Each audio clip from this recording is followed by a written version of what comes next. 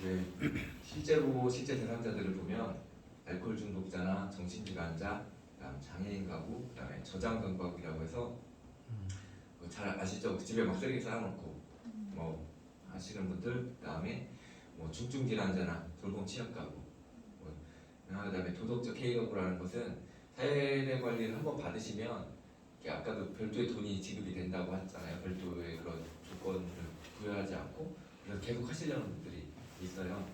그래서 이걸 종합해 보면 주변 신고가 많이 오시거나 이제 본인이 많이 요청하는 가구인 거예요. 그러면 이제 알코올 중독인 경우에 보시면 많이 술을 먹고 당연히 주변 이웃들하고 사이가 안 좋고 문제를 많이 이웃하고 문제가 되니까 주변에서 정말 신고를 많이 하세요. 그리고 가족들이 있으면 가정폭력이 보통 동반되거든요. 가정폭력이 동반되기 때문에 신고가 정말 많이 들어오고 그래서 사례 관리를 하게 되고 그다음에 정신질환자 분들도 아까도 말씀드렸듯이 뭐 조현병이 있을 수도 있고 뭐 망상 이런 부분 있으신 분들도 주변 이웃들하고 정말 사이가 안 좋아요.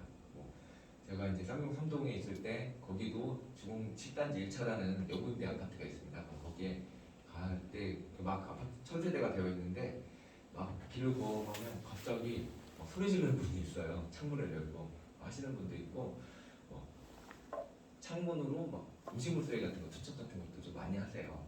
거기에서는 그런 것처럼 주변 그런 분들이 계시면 이렇게 이웃들하고 이렇게 많이 트러블이 생기거든요. 그럼 또 신고를 많이 해주시고 그리고 장애인 가구인데 돌봄이 잘 구성이 안 돼 있거나 하시면 이제 주변에서 보기 안쓰럽고 문제가 생기기 때문에 신고가 많이 들어오시고 저장구박이라는 건 당연히 신고 정말 여름철 되면 한 6월달 되면 신고가 많이 들어옵니다. 계속 쌓아놓다가도 겨울철에는 그래도 물을 거의 다 닫아놓고 뭐 부패되거나 그런 부분이 좀 덜해지는데 그리고 이분들이 좀 어렵게 사시니까 대부분 난방을 잘 안 하세요. 그러니까 그런 부분이 문제가 없는데 여름철 되면 다 문을 열어놓고 살아야 되고 자연스럽게 이런 뭐랄까 부패 같은 게 빨리 진행되잖아요. 그러니까 정말 신고가 많이 들어오거든요. 그래서 이런 저장농업 가구는 보통 5월달, 6월달 되면 신고가 막 폭증을 합니다. 그래서 보통 되고 아까도 말했듯이 이런 저장농업 가구는 모든 읍면동에 한두 가구씩 꼭 있습니다. 그래서 저희가 천안시 저장농업 가구 지원 조례라는 걸 별도로 제정해서 집을 치워주거나 하는 사업도 이제 하고 있습니다. 그리고 아까 말한 중증 질환자 이런 분들 또 신고가 많이 들어와서 이런 분들이 실제로 보고 있고 계속적으로 이걸 반복적으로 하는 게 좀 문제입니다. 그래서 한번 사례 관리 받던 대상자를 저희는 그 전산 시스템이라는 게 있기 때문에 쉽게 말해서 90년대 자료도 있어요. 98년도 했던 상담 기록도 다 있거든요. 그럼 이걸 찾아보면 한번 다 이제 들어오면 그걸 다 저희가 읽어보거든요. 한 번씩 읽어보면 이분 전에 사례 관리를 2번이나 받았는데 또 오셨네 이렇게 하거든요. 그래서 이 사례 관리라는 것이 한 번 받으면 다시 못 받는 그런 개념이 아니라 어떻게 보면 어떤 특정 대상자들에게 지속적으로 나가는 그런 개념도 지금 되고 있습니다. 그리고 이제 제가 그래서 지자체 통합사례 관리 실제 해보니까 사례 관리를 한다고 해서 대상자의 삶이 획기적으로 변하는 건 아니더라고요. 그래서 TV나 이런 데서 보면 한 번씩 사례 관리에 대한 것이 소개가 되고 어떤 대상자에게 그 사례 관리를 하고 다양한 지역에 있는 모든 기관이 이 사람을 위해서 그러니까 예전에 보시면 솔루션 프로그램 같은 형태가 사례 관리거든요. 그럼 그렇게 돼서 이 이 가구가 완전 삶이 달라진다라고 이렇게 보여주는데 실제 그런 일은 거의 잘 일어나지 않습니다. 왜냐하면 제가 이제 다른 강의도 좀 나가고 하는데 거기서 드리는 말씀이 이분들의 지금 문제는 한 20-30년 이상 쌓여왔던 문제인데 이걸 단기간에 가서 해결을 한다라는 그런 생각 자체를 버리고 개입을 해야지 그렇지 않으면 대상자들을 뭐랄까 싫어하거나 아니면 그 사람들이 문제가 있다거나 라는 생각을 가지게 돼요. 그렇게 하면 왜 우리가 이런 뭐랄까 빈곤을 벗어날 수 있거나 문제 해결할 수 있는 부분을 제안하는데 왜 저 사람은 하지 않지? 이를 따라오지 않지? 저 사람이 나태한 건가? 저 사람이 문제인 건가? 라는 생각을 가지게 되기 때문에 그런 생각을 가지지 않기 위해서 이제 항상 가지는 되는 생각이 이 사람들의 문제는 정말 오랜 세월에 그다음에 다양한 요인으로 된 거기 때문에 내가 뭘 한다고 해서 바뀌지 않는다라는 걸 저는 기본적으로 깔고 가야 된다고 생각을 합니다. 그래서 실제로도 사례 관리를 한다고 해서 이렇게 획기적인 변화가 되는 건 아니고 심각한 위기 상황을 해소하는 형태라고 보시면 돼요. 그래서 실제 이걸 해소하지 않으면 문제가 돼서 TV에 나온다. 그리고 TV에 나오는 일이 생기기 때문에 그걸 예방한다는 형태로 하는 겁니다. 근데 그 예방을 각각의 서비스를 하는 경우에는 잘 안 되니까 한꺼번에 그 모든 서비스 지역에 있는 자원 기관들에 있는 서비스를 연계를 해서 해야 되기 때문에 이제 통합 사례 관리하는 거고, 이런 분들은 아까 말씀드렸듯이 오랜 세월에 있고 다양한 문제를 겪기 때문에 통합 사례 관리사의 이적자들한테는 이런 문제가 계속 나타나요. 계속 위기가 찾아오시고, 그럼 그 위기가 찾아오실 때마다 이제 통합 사례 관리를 하는 거죠. 그래서 좀 위기가 해소되면 일반 대상자로 두었다가 다시 위기가 좀 증폭되거나 하면 다시 이렇게 사례 관리를 하거나 하는 개념인데, 이 알코올 중독자들 그런 경우가 되게 많이 있어요. 그래서 알코올 중독을 많이 하시면 대부분 다 간이 안 좋으시거든요. 그리고 간경화 같은 간암이나 간경화 같은 걸 보통 동반하세요. 그러면은 간 혼수라는 문제가 생겨가지고 막 갑자기 병원 가셔야 되고 하기 때문에 그런 게 좀 심각해지면 저희가 개입을 했다가 그다음에 좀 병원에 들어가시고 알코올 중독 치료 받고 그러시면 좀 또 덜해지세요. 그럼 일반 대상자가 있다가 또 어느 순간 또 그 부분이 무너지면 다시 통합사를 가져가고 그런 형태로 하는 겁니다. 그래서 이제 실제 이거는 제가 했던 거를 하나 사례를 말씀드릴 건데, 이분 같은 경우는 제가 2018년도에 개입을 했던 대상자입니다. 그래서 알코올 중독이 있으시고요. 이분이 이제 하반신 마비가 있는데 성인이 된 이후에 교통사고를 당하셔서 이제 하반신 마비가 있는 거고, 전에는 운동 같은 걸 하셨다라고 합니다. 이제 운동 선수 출신까지는 아니지만 학교 다니는 시절 이렇게 운동을 하셨다고 하더라고요. 그래서 하셨던 분인데 이렇게 교통사고 하반신 마비가 되니까 술로 이렇게 지내시다 보니까 알코올 중독이 있으시고, 그리고 이제 아까도 말씀드렸듯이 알코올 중독이 있으면 가족들한테 폭력 행사를 한다고 하잖아요. 그래서 형제가 2명 있고 어머니가 계셨는데 어머니를 폭행을 한 거예요. 그래서 이제 동생이 1명 있는데 동생이 이제 의절하고 지내는 거죠. 어머니 돌아가셨고 당시에는 의절하고 지내니까 당연히 돌봐주는 사람이었고, 또 이제 술 드시고 남자 혼자 계신데 그때 40대 중반이셨거든요. 40대 후반 이르셨는데 청소 같은 걸 당연히 안 하시잖아요. 보통 대부분 위생 상태가 안 좋으세요. 집 청소도 하지 않고, 이분이 가장 문제가 된 점은 신고가 들어온 이유가 완치를 하시고 오시다가 꼭 괄약근에 문제가 생기신 게 아니면 하반신 문제가 있어서 그런 건지 술을 드시면 꼭 엘리베이터나 아니면 아파트 복도에 대변 실수를 하시는 거예요. 그래서 그 신고가 정말 많이 들어왔어요. 아파트에서도 하시고, 그리고 중요한 건 집에 가서도 그렇다고 완치된 상태에서 그러시니까 씻지 않고 계시는 거예요. 그래서 집에 들어가볼 때 이제 저도 지금도 그 기억이 나는데 문을 열었는데 바퀴벌레가 위에서 부르르 떨어지는 거예요. 바퀴벌레가 부르르 떨어지고 문을 열었는데 그 사람의 인분이 많으면 냄새가 상당히 뭐랄까 비리다는 느낌이 있거든요. 그래서 뭔가 그 알 수 없는 또 인분의 별도의 냄새가 있어요. 뭐 강아지들 키우면 강아지 똥 냄새랑 좀 다르게 사람의 인분이 이렇게 여기 중앙난방이거든요. 영국이라서 중앙난방이라서 무조건 돌리니까 그게 이제 나는 냄새가 있더라고요. 그러니까 주변에서 이분을 자꾸 실수를 하고 청소를 안 하니까 바퀴벌레가 많고 하니까 옆으로 옆집들 위아래집 이렇게 바퀴벌레가 자꾸 넘어가는 거예요. 바퀴벌레가 넘어가니까 그 주변에서 엄청 신고도 많이 하시고 저 집 때문에 살 수가 없다 막 이런 얘기 정말 많이 하셨거든요. 그리고 이제 당연히 이렇게 술 드시고 그러니까 밥 안 챙겨 드시잖아요. 다 영양 상태에서 불량하셨고, 또 이때 이분이 수급자셨는데 그래서 한 달에 생계비를 한 42만 원 정도를 받으셨어요. 당시에 받으셨는데 한 일주일 지나면 돈이 없는 거예요. 가서 술을 드시는데 보시면 아무리 많이 비싼 걸 드시지도 않아요.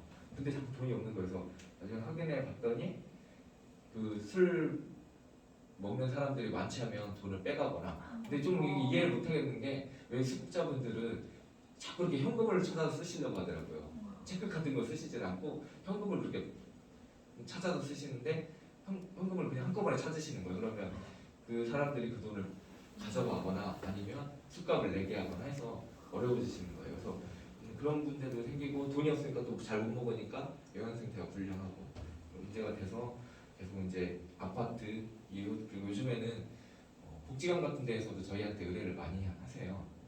조금 이제 이 사례관리 아까 영역할 때 좀 말씀드려야 되는 건데 이 공공에서 이렇게 지자체가 사례관리를 한다라고 했을 때 사회복지관 협회, 관장협회에서 엄청난 반발이 있었습니다.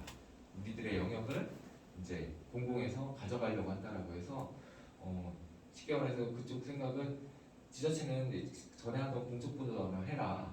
왜 이런 민간의 영역을 가져가려고 하느냐라고 해서 엄청난 반발이 있었고 근데 지금은 오히려 좀 어려우면 저희한테 넘기는 그런 형태가 있습니다. 왜냐하면 민간 기관에서는 뭐 문제가 돼도 특별하게 신분상 뭐 문제가 되거나 그런 건 없어요. 형사처벌을 받거나 그 대상자 뭐 문제가 있는 부분에 있어서 근데 저희는 잘못하면 형사처벌이 될 수도 있어요.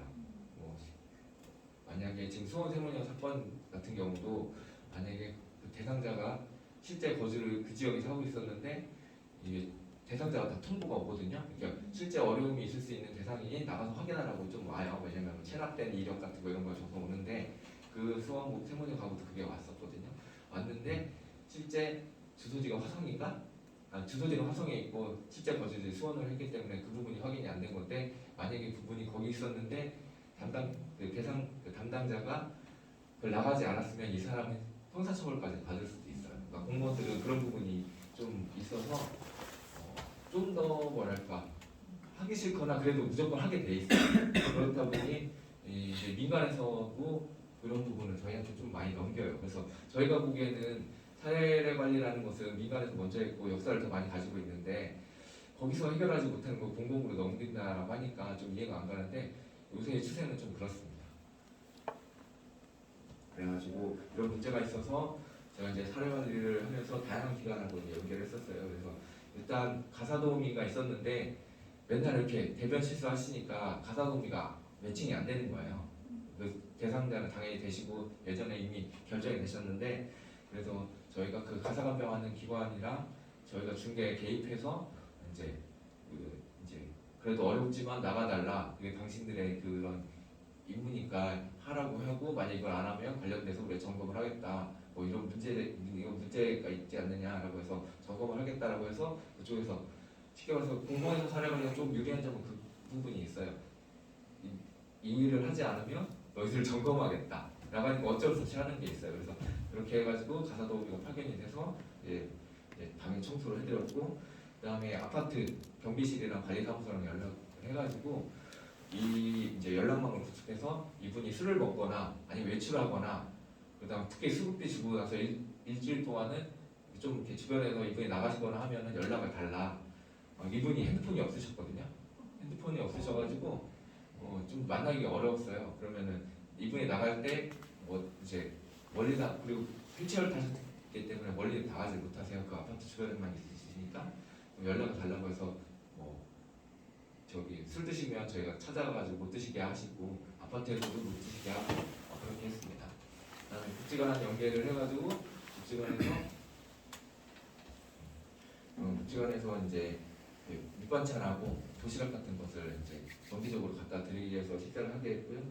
그다음에 이제 제가 이제 금전 부분이 문제여서 금전을 제가 관리를 했습니다. 그렇다고 통장을 가져와서 하는 건 불법이니까 그렇게 못하게 되어 있거든요. 못하게 되어 있어서 그렇게 하진 않고 한 3일에 한 번씩 계속 찾아가서 통장 체크를 했어요. 그리고 돈도 한꺼번에 꽂지 못하게 하고 한 번에 5만 원씩만 뽑아서 쓰게 하고 해가지고 금전 관리를 실시를 하게 했고요. 그다음에 이 술을 같이 드시는 친구분들이 있어요. 그리고 그분들을 다 찾아가서 이분 상태가 지금 안 좋으니 술 좀만 먹이고 웬만하면 이분하고 술을 먹지 말라 이렇게 관리를 해서 술 친구들을 관리를 했습니다. 그분들도 다 대부분 수급자셨거든요.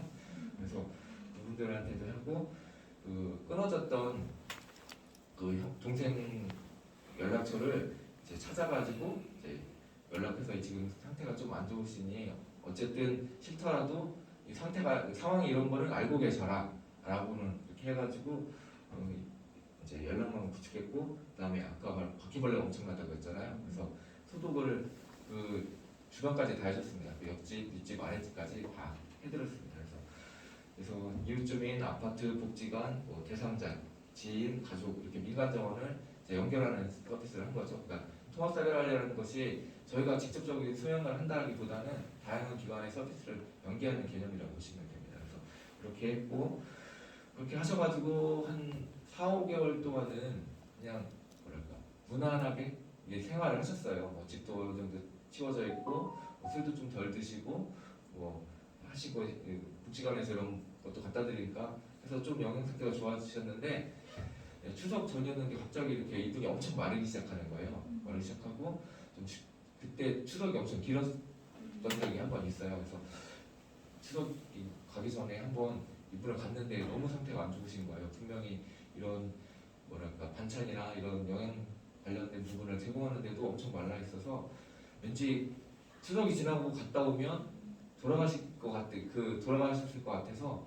병원을 데려갔거든요. 추석 전날, 그러니까 추석 전 연휴 전날 이렇게 병원을 충무병원에 들어가가지고 검사를 하고 해가지고 진짜 어렵게 입원을 시켰어요. 왜냐면 이분이 혼자 못 움직이시니까 간병비 이제 간병인을 써야 되는데 추석 때는 간병인이 2배로 올라가요. 당시에 8만 원인가였는데 15만 원을 달라는 거예요. 근데 사례관리 사업비가 아까 100만 원이라고 했잖아요.